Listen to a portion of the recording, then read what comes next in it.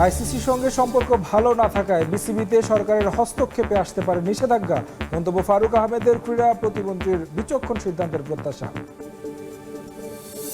আইসিসির সাথে আমাদের সম্পর্কটা এই মুহূর্তে একদম বেস্ট পর্যায়ে নাই, খুব ভালো পর্যায়ে নাই। যদি এরকম কোনো ঘটনা ঘটে, আইসিসি যদি কোনো ক্লজ খুঁজে বের করে, সম্ভাবনা একদম উড়িয়ে দেওয়া যাবে না। বিসিবির ভবিষ্যৎ নিয়ে নেই কোনো অনিশ্চয়তা। সরকারের সঙ্গে কাজ করবে সমঝোতার ভিত্তিতে। বিশ্বকাপ না খেলা ইস্যুতে কৌশলী জবাব পরিচালক নাজমুল ইসলামের। শহীদ ও আন্তর্জাতিক মাতৃভাষা দিবস নিয়ে চরম হেয়ালিপনা বাংলাদেশ ক্রিকেট বোর্ডের। উড়ানো হয়নি জাতীয় পতাকা, দায়সারা জবাব প্রধান নির্বাহীর। বাফুফের সঙ্গে চুক্তি বাড়ানোর গুঞ্জনে ঘি ঢাললেন হাবিয়ার ক্যাব্রেরা। জামালদের দায়িত্বে থেকে যাওয়ার আভাস। সিঙ্গাপুর ম্যাচে হামজাকে পাওয়ার আশাবাদ। এবং অস্ট্রেলিয়া এশিয়ান কাপের প্রস্তুতি শুরু বাংলাদেশ জাতীয় নারী ফুটবল দলের। কন্ডিশনের সঙ্গে মানিয়ে নেওয়ার চেষ্টা। ইনজুরি না থাকায় স্বস্তি কোচিং স্টাফের।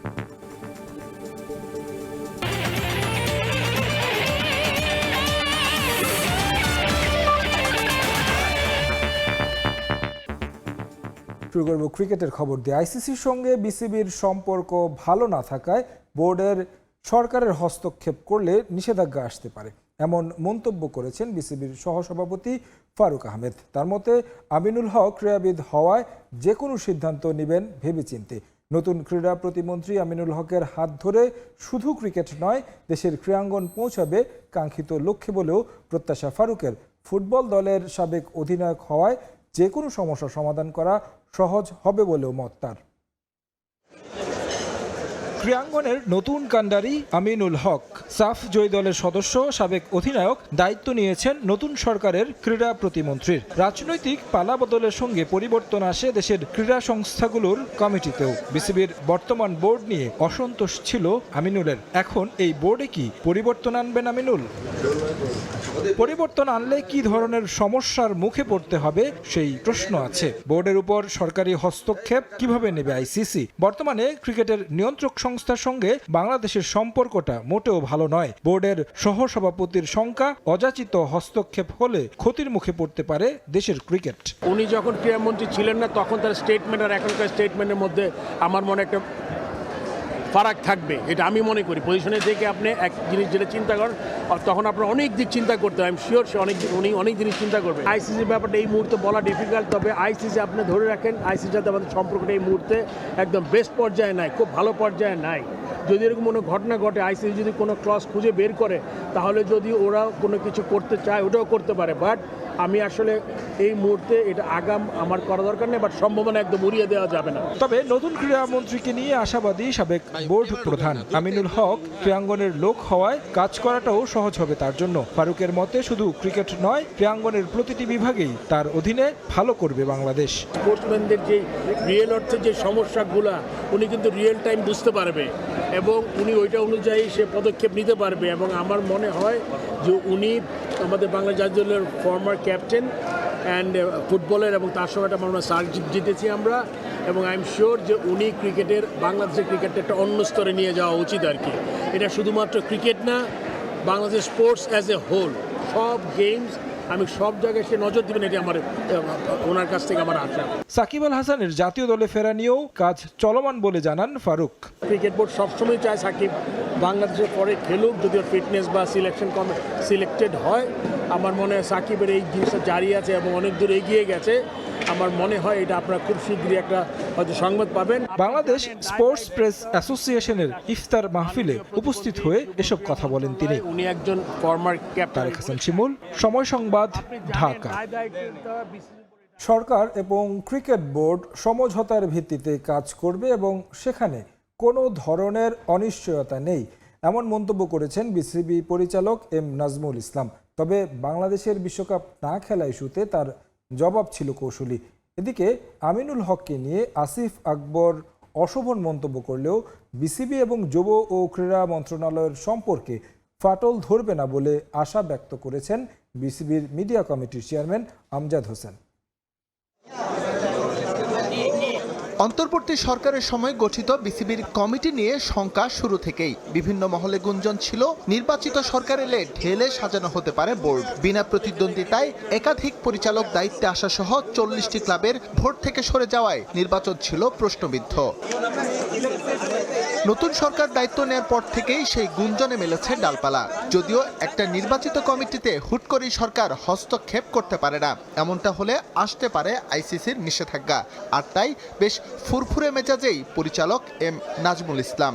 আমি মনে করি আমরা একটা নির্বাচিত বোর্ড এবং যে সরকার এসছে তারাও একটা নির্বাচিত সরকার। দুইটা নির্বাচিত সরকার এবং বোর্ডের মাঝখানে সমঝোতার ভিত্তিতে কাজ হবে। যাই হোক, এখন এটা নিয়ে বিশদ কোনো আলোচনা করার মতো কোনো কিছু আমি এখন পর্যন্ত দেখি না। আমি তো অন্তত নিজের ইনসিকিউরিটি দেখি না, কিছু আমারটা দেখি না। আমি এখন বোর্ড ইনসিকিউর কেন হবে আমি জানি না। যারা বলছে বোর্ড ইনসিকিউর তারা ভালো বলতে পারবে, আমি জানি না। এই বোর্ডের ফিউচার এখন পর্যন্ত তো ভালোই চলছে, সব কিছু ঠিক মতোই চলছে। ভবিষ্যতে কি হবে না হবে ভবিষ্যৎ বলে দিবে। এদিকে বিসিবি পরিচালক হিসেবে বোর্ডের দায়িত্বে আসার পর থেকেই নানা ধরনের বেফাঁস মন্তব্য করে সমালোচিত হয়েছেন আসিফ আকবর।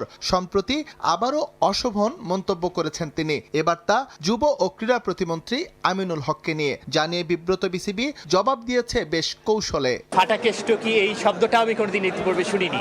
এই জিনিসটা কি পজিটিভ বা নেগেটিভ আমার আসলে ধারণা নেই। যদি এই ধরনের কোনো কিছু বলেও থাকে এ ব্যাপারে আমার বোধহয় ওনার সাথে কথা বলতে হবে আপনাদের, কারণ এটা হচ্ছে ওনার মতামত ছিল হয়তো, আমাদের কোনো বোর্ডের পক্ষ থেকে না না একেবারেই না। স্পোর্টসে কিন্তু সবসময় খেলার মাঠ থেকে শুরু করে অর্গানাইজাররা বলেন এটা কিন্তু মিউচুয়াল রেসপেক্টের জায়গা। আমরা হচ্ছে ইভেন যখন খেলায় দুটো দল খেলে তখন প্রতিপক্ষও কিন্তু সবাই একজন আরেকজনকে রেসপেক্ট করে তাদের খেলা খেলে। নির্বাচিত সরকার দায়িত্বে আসায় জোর গুঞ্জন শুরু হয়েছে আবারও সাকিব আল হাসানের দেশে ফেরা নিয়ে। বিষয়টি নিয়ে আলোচনা হচ্ছে খোদ বিসিবির মাঝেও। তবে তার নিরাপত্তা সহ আরও যে ইস্যুগুলো আছে তা নিয়ে সরকারের কোর্টেই বল ঠেলে দিয়েছে cricket board. S M Iqbal, Somoy Sangbad, Dhaka.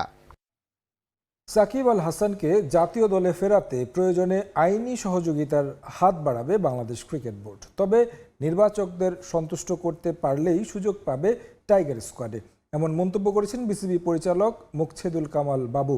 বিশ্বকাপ বয়কট নিয়ে সাবেক যুব ও ক্রীড়া উপদেষ্টার মিথ্যাচার করেছেন কোচ সালাউদ্দিন এমন বক্তব্য দিলেও পরিস্থিতি অনুযায়ী বোর্ড সঠিক সিদ্ধান্ত নিয়েছে বলেই মনে করেন বাবু। উনি একেবারে এমন মিথ্যা কথা বলছে, আমার বিশেষ করে আমি তো নিজেও টিচার মানুষ, টিচাররা তো একটু মিথ্যা কথা একটু কম বলে, কারণ উনি খারার উপরে এরকম মিথ্যা কথা বলবে এটা আসলে আমি ভাবতেও পারতেছি না। আমার টি-20 বিশ্বকাপ খেলতে না যাওয়ার সিদ্ধান্ত নিয়ে সম্প্রতি সদ্য সাবেক যুব ও ক্রীড়া উপদেষ্টাকে এক হাত নিয়েছেন সিনিয়র কোচ সালাউদ্দিন আহমেদ। ক্রিকেটারদের সম্মতিতেই বিশ্বকাপ বয়কটের সিদ্ধান্তকে মিথ্যাচার বলে মন্তব্য করেছেন এই কোচ, জানিয়ে রীতিমতো তোলপাড় দেশের ক্রিকেট। তবে বিসিবি পরিচালক মুকছেদুল কামাল বাবু মনে করেন সময় ও পরিস্থিতি অনুযায়ী সঠিক সিদ্ধান্তই নিয়েছে বাংলাদেশ, জানিয়ে রাখতে চান না কোনো আক্ষেপ। বাংলাদেশ সবসময় বিশ্বকাপ খেলার জন্য উদ্গ্রীব হয়েছিল। এটার কোনো ইস্যু কিন্তু বাংলাদেশ থেকে তৈরি হয়নি। সুতরাং এটার জন্য আমরা যদি বাংলাদেশের কোনো জায়গায় দোষারোপ করি, আমি সেটাকে যৌক্তিক মনে করি না। তখনকার প্রেক্ষাপটে যে ডিসিশন হয়েছে সেই ডিসিশনটা অলরেডি আমার কাছে মনে হয় শেষ হয়ে গেছে। এটা নিয়ে কথা বলার মতো কোনো বিষয় এখন আর নতুন করে নেই। নতুন সরকার গঠনে আবারও জোরালো হয়েছে সাকিব আল হাসানের দেশে ফেরা প্রসঙ্গ। এই অলরাউন্ডারকে আইনি লড়াইয়ে সহযোগিতার আশ্বাস বিসিবির। তবে দলের ডাক পাওয়ার বিষয়টি নির্বাচকদের উপর ছেড়ে দিয়েছেন এই পরিচালক। আইনগত প্রক্রিয়াটা আসলে পুরোপুরি একটা রাষ্ট্রীয় বিষয়। এটা আমার কাছে মনে হয় না এটা বোর্ডের কিছু করার আছে। হ্যাঁ, বোর্ড এটাতে সহযোগিতা করতে পারে প্রক্রিয়াগত জায়গায়। বাকি বিষয়ে রাষ্ট্র এবং আইনের মতো করে চলবে, সেটা হয়তো তাদের বিষয় আর কি। যদি সেই প্রক্রিয়াগুলো মিট হয়ে যায় তাহলে নিশ্চয়ই তারা খেলতে পারেন, বা এরপরেও সিলেকশন বোর্ড তাদেরকে যদি মনে করেন যে পারফেক্ট, ঠিক আছে, খেলবে। এদিকে পাকিস্তানের আসন্ন ওয়ানডে সিরিজের প্রস্তুতি হিসেবে শুরু হচ্ছে বিসিএল ওয়ানডে টুর্নামেন্ট। এর আগে দলগুলোর দায়িত্বে পৃষ্ঠপোষক থাকলেও এবার বিসিবির তত্ত্বাবধানে খেলবে দলগুলো। এটা ফ্রাঞ্চাইজি আমরা যত বেশি পরিমাণে বড় বড় কোম্পানিগুলো ক্রিকেটের সাথে ইনভলভ হবে, ফ্রাঞ্চাইজিগুলো যত এগিয়ে আসবে, এটা আমাদের ক্রিকেটের জন্য ভালো। নিশ্চয়ই এখন না হলে হয়তো ফিউচারে এরকম প্ল্যান থাকবে আর কি। সম্প্রতি বিপিএল নিয়ে নানা সমালোচনা হলেও প্রথমবারের মতো নারী বিপিএল আয়োজন নিয়ে আশাবাদী বিসিবি। বিপিএল ওমেন্স নিয়ে আমাদের প্ল্যানিং আছে। রিফাতুল ইসলাম মিরন, সময় সংবাদ, ঢাকা। আজকে এটা ছিল রাষ্ট্রীয়। যুব ও ক্রীড়া প্রতিমন্ত্রী আমিনুল হককে নিয়ে বিরূপ মন্তব্য করায় বর্তমান বিসিবি পরিচালক আসিফ আকবরের সমালোচনা করেছেন সাবেক বিসিবি পরিচালক ফাহিম সিনহা। দায়িত্বশীল জায়গা থেকে এমন মন্তব্য করা সমীচীন নয় বলেও মনে করেন তিনি। বিসিবি নির্বাচনে অংশ না নেয়ায় কোনো আক্ষেপ নেই বলেও জানান ফাহিম সিনহা। ইন্টেনশনালি কিনা আমি এটা বলতে পারবো না, বাট অবশ্যই মানে এরকম একটা দায়িত্বশীল জায়গা থেকে আপনার কথাবার্তা একটু বুঝে শুনে বলা উচিত। আমরা জানি আগে মানে বিসিবির মতো একটা মানে অর্গানাইজেশনের আপনার একটা মিনিমাম স্ট্যান্ডার্ড আছে। কথা মানে বলে মানে বের হয়ে গেলে তো বের হয়ে গেল। আসলে স্পেশালি আপনার আমাদের ক্রীড়া প্রতিমন্ত্রীকে নিয়ে এই ধরনের মন্তব্য অবশ্যই অপ্রত্যাশিত। যে নিয়মে হচ্ছিল ওইটা দেখে আমরা সরে আসছিলাম। আমরা নিজেদেরকে বঞ্চিত বা বিদ্রোহী বলবো না, মানে আমাদের তো এটা একটা থাকবেই। আপনার জেলা বিভাগ থেকে একটা মামলা করা হয়েছিল, ওইটা সামনে কোর্টে যাবে ইনশাল্লাহ, এটা দেখা যাক কি হয়। 21শে ফেব্রুয়ারি শহীদ দিবস ও আন্তর্জাতিক মাতৃভাষা দিবসে জাতীয় পতাকা অর্ধনমিত রাখার বিধান থাকলেও ব্যতিক্রম বাংলাদেশ ক্রিকেট বোর্ড। বিশেষ এই দিনটিতে ক্রিকেট বোর্ডে ছিল না জাতীয় পতাকা। সরকারি নির্দেশনা থাকার পরও কেন পতাকা উত্তোলন করা হয়নি বোর্ডে জানতে চাইলে এ বিষয়ে দায়সারা জবাব দিয়েছেন বোর্ড প্রধান নির্বাহী। 1952 সালের 21 ফেব্রুয়ারি বাংলা ভাষার জন্য প্রাণ দিয়েছিলেন এক ঝাঁক তরুণ, যার জন্য আজ আমরা বাংলায় কথা বলতে পারছি। শুধু দেশেই না, বিশ্বব্যাপী দিনটি পালন করা হয় আন্তর্জাতিক মাতৃভাষা দিবস উপলক্ষে।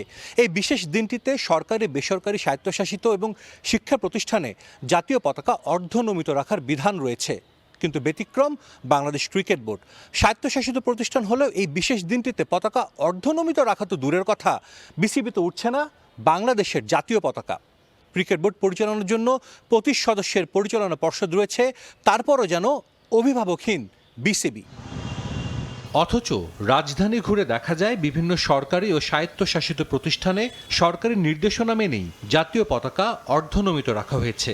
বিশেষ এই দিনটি পালন করা হয় রাষ্ট্রীয় মর্যাদায়।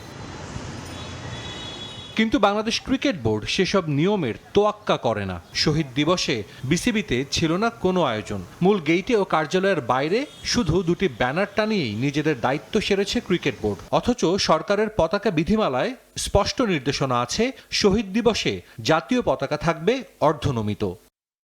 এ বিষয়ে জানতে বিসিবির বেশ কজন পরিচালককে কল করেও পাওয়া যায়নি। অবশেষে বিসিবির প্রধান নির্বাহীকে পাওয়া যায়, যদিও তিনি দিলেন দায়সারা উত্তর। ভাইয়া আসসালামু আলাইকুম। ভাই, আজকে তো 21 ফেব্রুয়ারিতে তো ভাই ওই যে একটা জাতীয় পতাকা অর্ধনমিত রাখার বিধান আছে। আমি ভাই একটু ক্রিকেট বোর্ডে আসছিলাম, দেখি কোনো পতাকাই নেই, মানে বাংলাদেশের কোনো পতাকাই উঠছে না।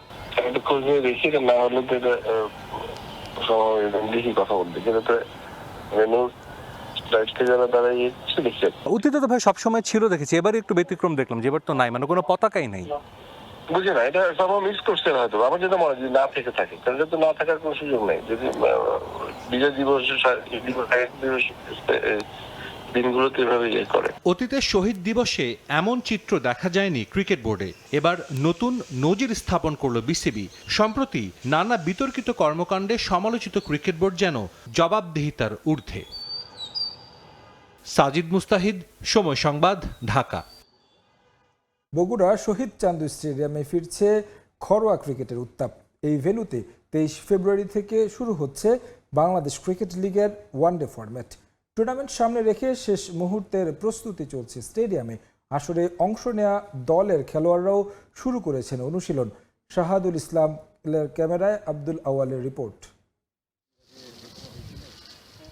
বিসিবির ভেন্যু তালিকায় থাকার পরও বাজে আবহাওয়ার জন্য গেল বছর শহীদ চান্দু স্টেডিয়ামে গড়ায়নি এনসিএল টি20। এবার বিসিএল ঘিরে আবারও ক্রিকেট উত্তাপ বগুড়ায়। শহীদ চান্দুর উইকেট, আউটফিল্ড আর গ্যালারি সহ অন্যান্য অবকাঠামো সংস্কারে তোড়জোড় বোর্ডের। তবে নষ্ট ফ্লাডলাইট মেরামতে নেওয়া হয়নি কোনো উদ্যোগ। 21শে ফেব্রুয়ারি সরকারি ছুটির দিনেও শিরোপা জয়ের স্বপ্নে বগুড়ায় ঘাম ঝরিয়েছে ইস্ট জোন ও নর্থ জোনের খেলোয়াড়রা। আসন্ন পাকিস্তান সিরিজের আগে খেলোয়াড়দের প্রস্তুতিতে বিসিএল গুরুত্বপূর্ণ ভূমিকা রাখবে বলে প্রত্যাশা ইস্ট জোনের কোচ রাজিন সালেহর। বাংলাদেশের টপ 3টা পেস বোলারই আমার টিমে আছে। যদি আপনি বলেন স্পিনার, টপ স্পিনার আপনি দেখেন এখানে নাসির আহমেদ আছেন, নাইম হাসান ভালো অফ স্পিনার। আমি মনে করি যে আমাদের টিমের বোলিং ইউনিট অনেক ভালো। ওভারঅল আমাদের টিম আসলে সব মিলে গুড টিম, এবং আমরা অনেক ভালো পজিটিভ যে আমরা সামনে ভালো কিছু করবো, বাট আমরা definitely we are looking for champion. Last এক বছরে কিন্তু ওডিআই টিমটা এত স্টেবল হতে পারেনি, কারণ গ্যাপ প্রচুর ছিল একটা সিরিজের পর। হ্যাঁ, আমরা টি20তে আপনি দেখেছেন যে ওয়ার্ল্ড কাপের আগে যে প্রিপারেশনটা ছিল বাস ফ্যান্টাস্টিক।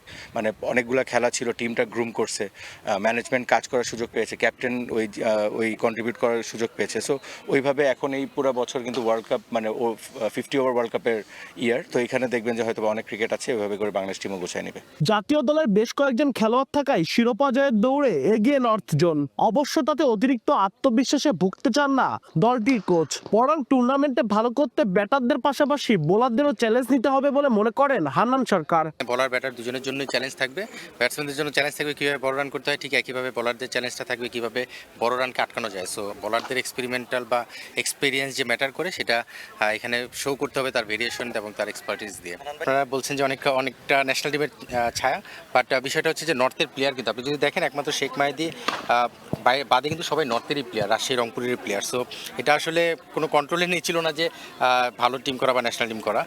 শেখ মাহিদিকেও এখানে সিলেক্টরের কোনো চিন্তাভাবনা থেকেই হয়তো এই দলের সঙ্গে ইনক্লুড করেছেন। সো আমি লাকি যে এমন দলগুলোর সঙ্গে কাজ করছি যেই দলগুলোতে ভালো টিমম্যান পাচ্ছি।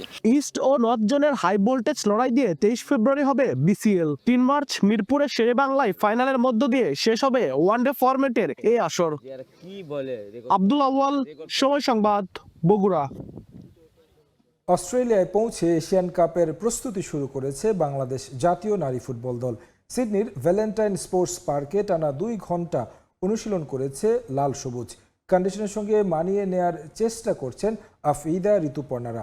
দীর্ঘ পথ পাড়ি দেয়ায় ফুটবলারদের চোখে মুখে ভ্রমণ ক্লান্তি থাকলেও ইনজুরি না থাকায় স্বস্তি কোচিং স্টাফের। মূল পর্ব শুরুর আগে আগামী 25 ফেব্রুয়ারি স্থানীয় একটি দলের সঙ্গে প্রস্তুতি ম্যাচ খেলবে নারী দল। Japan, Thailand, Malaysia, Philippines, mission অস্ট্রেলিয়ার আগে এমন অনেক দেশের সঙ্গেই বাংলাদেশ জাতীয় নারী ফুটবল দলের ক্যাম্প ও প্রস্তুতি ম্যাচ খেলার কথা শুনিয়েছিল বাফুফে। তবে আশ্বাসেই শেষ হয়েছে ফেডারেশনের প্রস্তুতি, বাস্তবে আলোর মুখ দেখেনি। আগামী 3 মার্চ 9 বারের চ্যাম্পিয়ন চীনের বিপক্ষে ম্যাচ দিয়ে এশিয়ান কাপ অভিযানে নামবে বাংলাদেশ নারী ফুটবল দল। 6 মার্চ দ্বিতীয় ম্যাচে প্রতিপক্ষ শক্তিশালী উত্তর কোরিয়া। এএফসি আগামী 27 ফেব্রুয়ারি থেকে অংশগ্রহণকারী দলগুলোকে টিম হোটেলে তুলবে। তার আগে বাফুফের ব্যবস্থাপনায় নারী দলের ঠাঁই হয়েছে সিডনির এই ভ্যালেন্টাইন স্পোর্টস পার্কে। এখানেই 6 দিনের অনুশীলন ক্যাম্প করবে লাল সবুজ। মাঝে 25 ফেব্রুয়ারি স্থানীয় একটি দলের সঙ্গে প্রস্তুতি ম্যাচ খেলবে আফিদারা। দীর্ঘ পথ পাড়ি দিয়ে সিডনিতে পৌঁছানোর পর অল্প সময় বিশ্রাম নিয়ে সকালে ভ্যালেন্টাইন পার্কে অনুশীলনে নেমে পড়ে ফুটবলাররা। সকাল 8টা থেকে 10টা 2 ঘন্টা নিজেদের প্রস্তুতি সেরেছেন ঋতুপর্ণারা।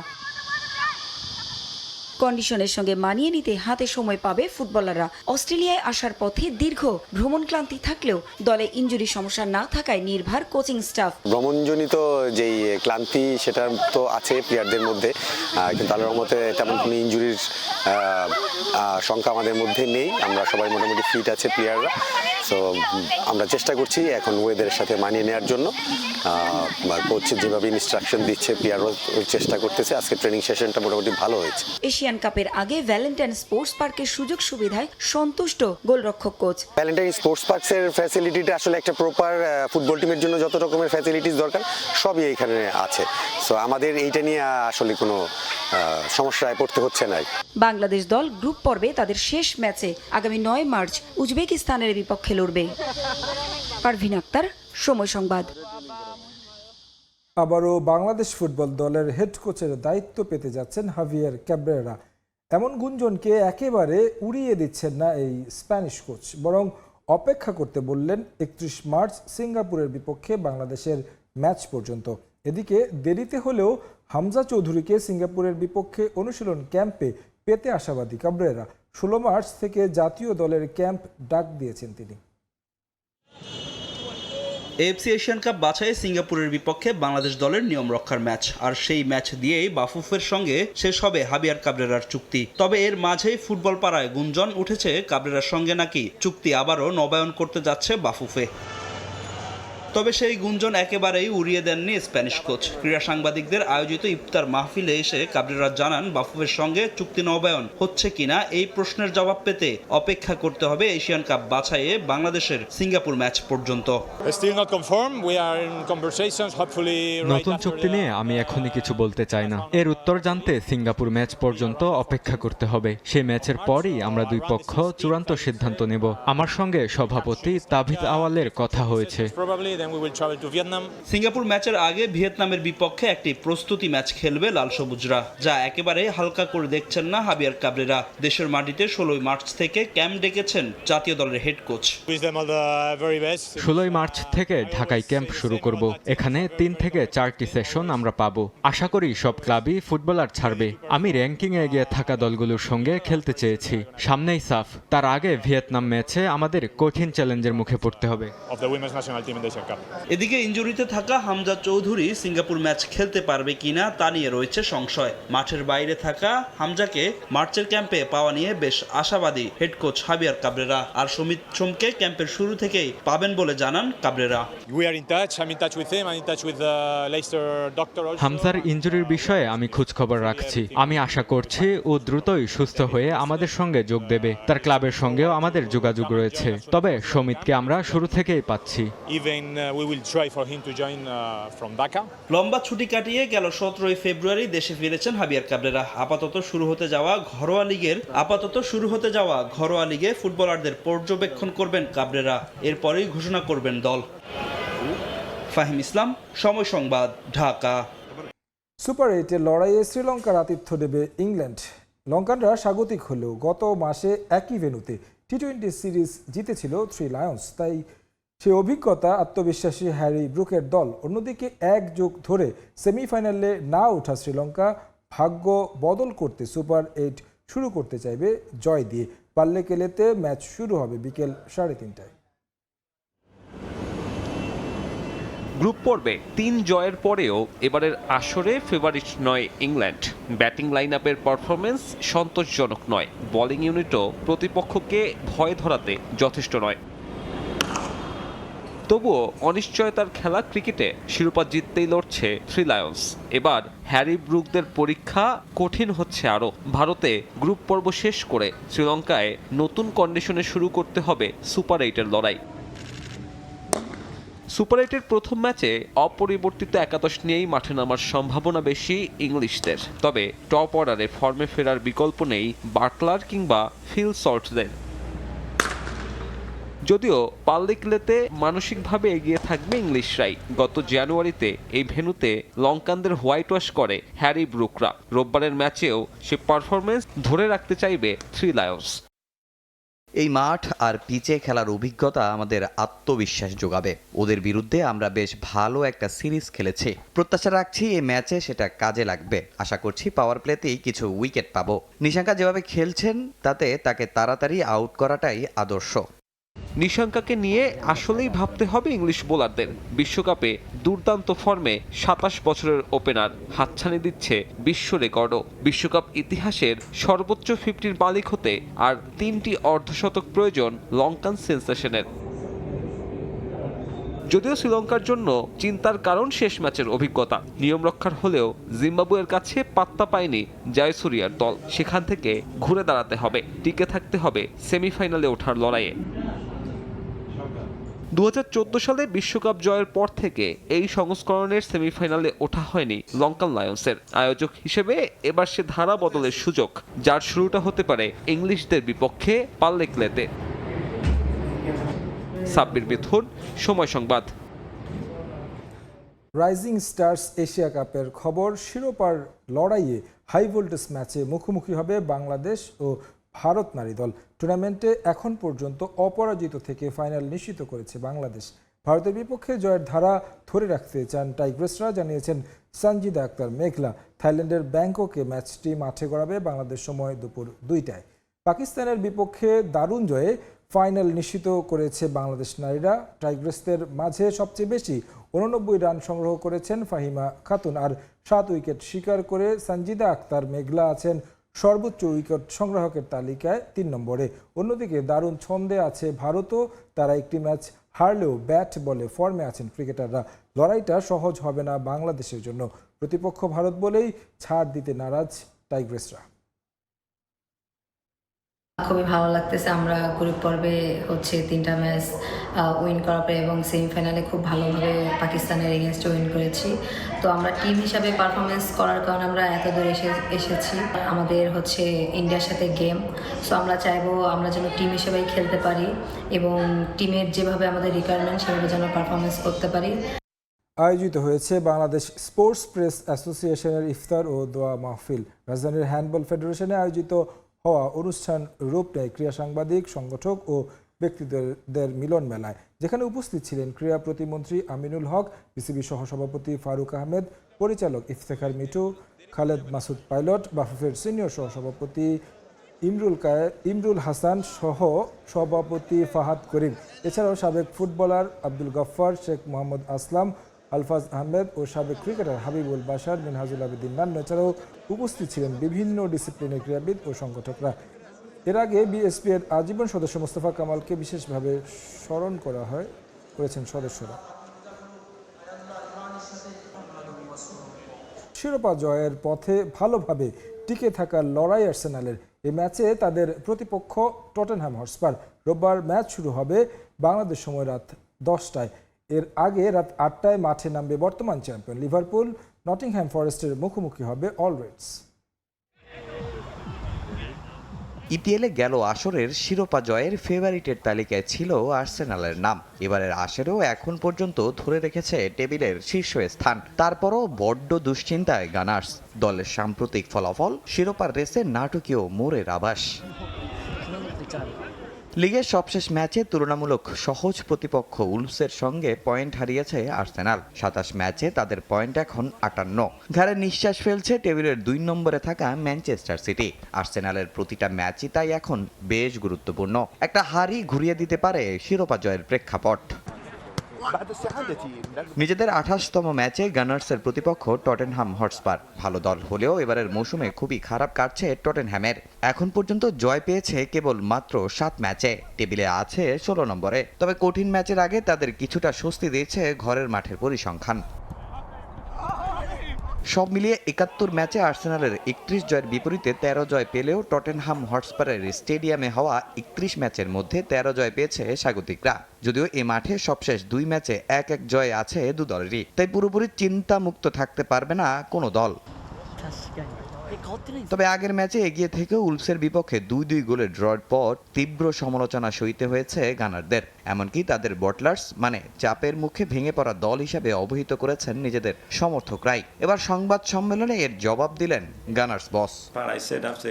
এটা যার যার ব্যক্তিগত মতামত। আমরা এগিয়ে থেকেও যেভাবে পয়েন্ট হারিয়েছি এটা আমাদের মেনে নিতেই হবে। তবে আমরা চাপের মুহূর্তেও কিন্তু ভালো খেলতে পারি। হ্যাঁ, এখন প্রতিটা পয়েন্টই আমাদের কাছে অনেক গুরুত্বপূর্ণ। এই ম্যাচে জয়ের ব্যাপারে আশাবাদী।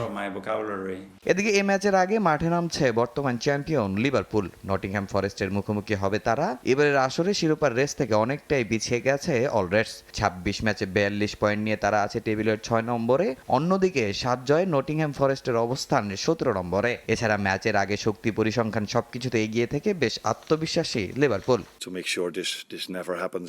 আমরা সবসময় আক্রমণাত্মক ফুটবল খেলতে চাই। প্রতি ম্যাচে জয়ের জন্য এই মাঠে নামি।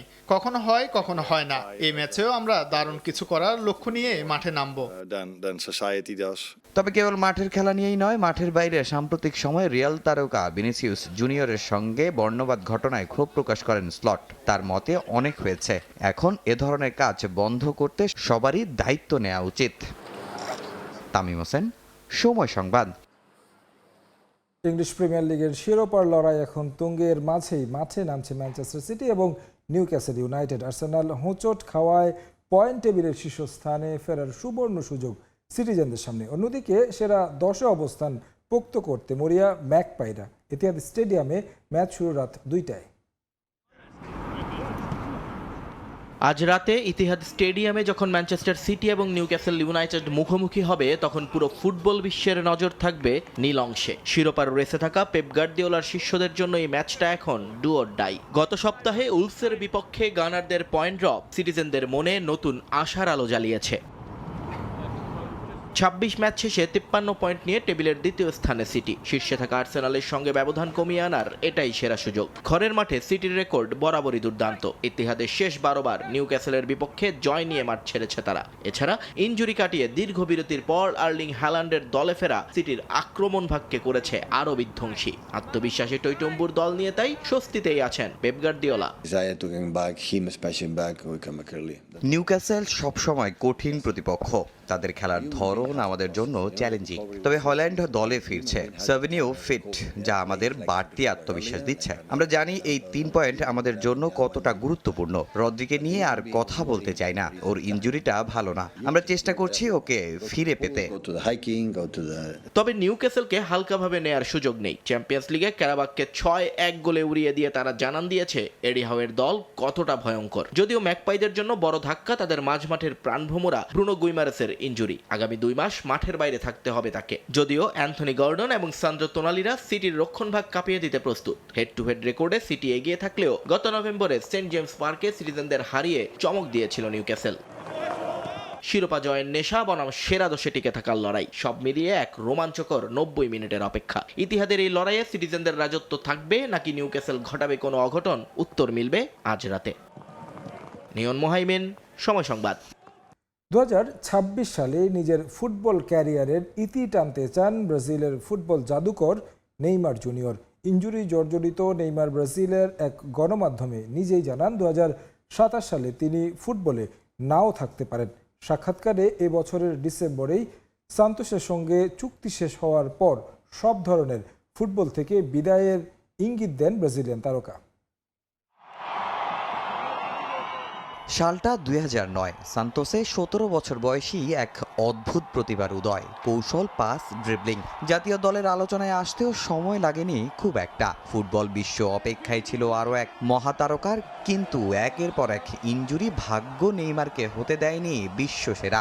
বাধ্য হয়ে এবার নেইমার জানালেন তার ফুটবল ছাড়ার কথা। 2026 বিশ্বকাপের মঞ্চেই হতে পারে তার আন্তর্জাতিক ফুটবলের শেষ। তবে এবারের বিশ্বকাপে নেইমার থাকবেন কিনা সেটা এখনও অনিশ্চিত। আন্তর্জাতিক ফুটবলে সবশেষ খেলেছেন 2023 সালের অক্টোবরে। এরপর ক্রমাগত চোট আর ফিটনেসের সমস্যা। নতুন কোচ কার্লো আনচেলত্তির গুড লুকে থাকলেও ইনজুরি আটকে দিচ্ছে নেইমারের জাতীয় দলের জার্সি গায়ে পরা। যদিও অনেকের চাওয়া 2026 বিশ্বকাপ স্কোয়াডে বিবেচনা করা হোক এই তারকাকে। 2022 কাতার বিশ্বকাপে ক্রোয়েশিয়ার কাছে কোয়ার্টার ফাইনালে হারের পর নেইমারের সেই কান্না এখনও গেঁথে আছে অনেকের মনে। কিন্তু মাঝে বেশ কয়েকবারই কথা ওঠে নেইমারের অবসর নিয়ে। এবার নিজের ফুটবল ভবিষ্যৎ নিয়ে মুখ খুললেন নেইমার নিজেই। শোনান বিশ্বকাপ নিয়ে তার ভাবনার কথাও। এখন থেকে কি হবে আমি জানি না, আগামী বছর নিয়েও কিছু বলতে পারছি না।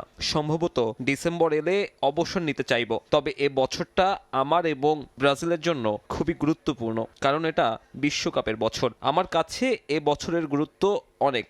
আমি এই মৌসুমে 100% ফিট থেকে খেলতে চাই। তবে বিশ্বকাপ খেলতে আবারও সেই সান্তোসই ভরসা রাখতে হচ্ছে নেইমারের। এই ক্লাবই খুলে দিয়েছে তাকে সুপারস্টার হওয়ার পথ। এখান থেকে 2013 সালে বার্সেলোনায় ক্যারিয়ারের অন্যতম সেরা সাফল্য পেয়েছিলেন নেইমার, কিন্তু এরপর পিএসজি থেকে আল হিলাল। নেইমারকে পেয়ে লাভের চেয়ে ক্ষতিটাই বেশি হয় এই দুই ক্লাবের। ব্রাজিলিয়ান তারকাকে সইতে হয়েছে অনেক সমালোচনাও। সেরা ছন্দ ফিরে পেতে তাই ঘুরে ফিরে সেই আতুর ঘরেই ফেরেন নেইমার। প্রশ্ন, ডিসেম্বরে কি এই ক্লাব থেকে বিদায় নেবেন তিনি? দেখা যাক আমার মন কি সিদ্ধান্ত নেয়। বছরের শেষ দিকে আমার মন যা বলবে আমি সেটাই করার চেষ্টা করব। এবছরের ডিসেম্বরেই সান্তোসের সঙ্গে চুক্তির মেয়াদ শেষ হবে নেইমারের। তামিম হোসেন, সময় সংবাদ। বরফ আর পাহাড়ের বুকে দীর্ঘ 17 দিনের লড়াই শেষে ফুরিয়ে এলো মিলানো কর্টিনা শীতকালীন অলিম্পিকের সময়। রোববার ইতালির ঐতিহাসিক শহর ভেরোনায় জমকালো সমাপনী অনুষ্ঠানের মাধ্যমে নিভিয়ে ফেলা হবে অলিম্পিকের মশাল। আধুনিক ক্রীড়া আর প্রাচীন রোমান ঐতিহ্যের এক মেলবন্ধনের অপেক্ষায় এখন পুরো বিশ্ব। ইতালির ভেরোনা, যে শহরকে বলা হয় প্রেম আর ইতিহাসের জনপদ। সেই ভেরোনার ইউনেস্কো স্বীকৃত প্রথম শতাব্দীর প্রাচীন রোমান অ্যাম্ফি থিয়েটার এখন সেজেছে এক নতুন সাজে। যেখানে একসময় গ্ল্যাডিয়েটরদের লড়াই চলত, সেখানেই অলিম্পিক সমাপনী অনুষ্ঠানের প্যারেড করবেন বিশ্বের সেরা অ্যাথলিটরা। 17 দিনের রোমাঞ্চকর লড়াই শেষে মিলানো কর্টিনার এই বিদায় বেলাকে ইউনিক বা অনন্য করার প্রতিশ্রুতি আয়োজকদের।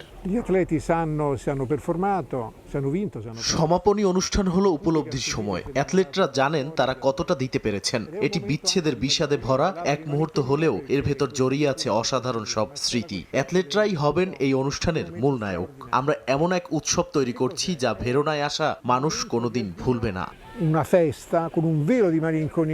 সমাপনী অনুষ্ঠানের নাম রাখা হয়েছে বিউটি ইন অ্যাকশন বা কর্মে সৌন্দর্য, যেখানে তুলে ধরা হবে ইতালীয় শিল্প, সঙ্গীত আর গল্প বলার চিরাচরিত সংস্কৃতি। ব্যালের মঞ্চ মাতাবেন রবার্তো বোলে, গানে থাকবেন আচিল লাউরো আর গ্যাব্রি পন্তে, সঙ্গে ফান্দাসিয়ন অ্যারিনা ডি ভেরোনার বিশাল অর্কেস্ট্রা আর সঙ্গীত দল তৈরি করবে এক মায়াবী সুরের আবহ।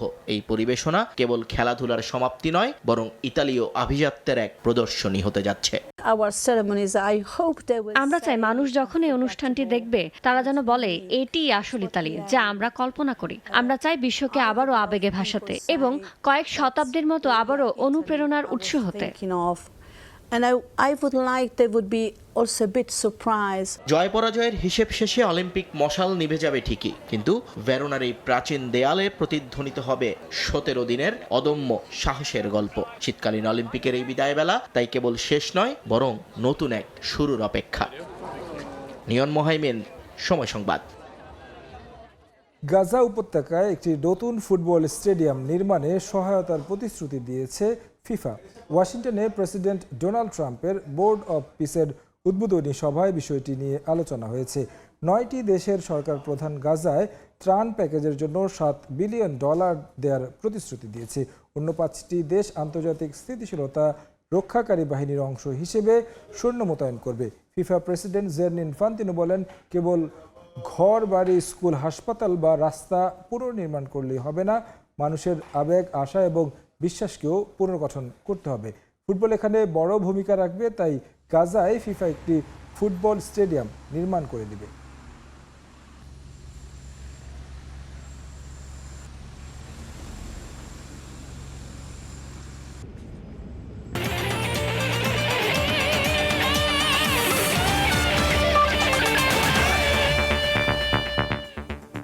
এই ছিল খেলা সময়। এরপর প্রবাসের সময়ে সঙ্গে থাকবেন জিন্নাতারা যশোয়া। শিমুল, আপনাকে ধন্যবাদ। প্রবাসের সময় নিয়ে আসছি কিছুক্ষণ পর, সঙ্গেই থাকুন সময়ের।